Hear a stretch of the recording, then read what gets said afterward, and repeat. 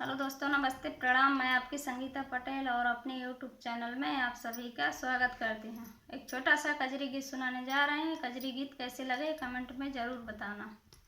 संकट मोरे काटा है भोले बाबा, संकट मोरे काटा है भोले बाबा, विपत मोरे काटा है भोले बाबा, विपत मोरे काटा है भोले बाबा। काली काली गैया का गोबरा लईबे, काली काली गैया का गोबरा लईबे, नांगरिया तोहर लिपबे हे भोले बाबा, नांगरिया तोहर लिपबे हे भोले बाबा। संकट मोर काटा हे भोले बाबा, विपत मोर काटा हे भोले बाबा।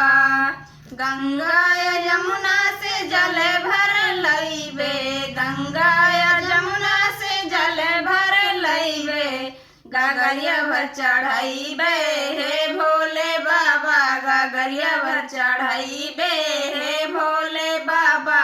संकट मोर काटा हे भोले बाबा, संकट मोर काटा हे भोले बाबा।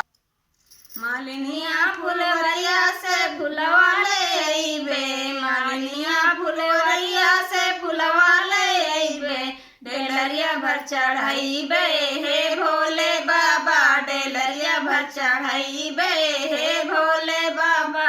संकट मोरे काटा हे भोले बाबा, विपत मोरे काटा हे भोले बाबा, संकट मोरे काटा।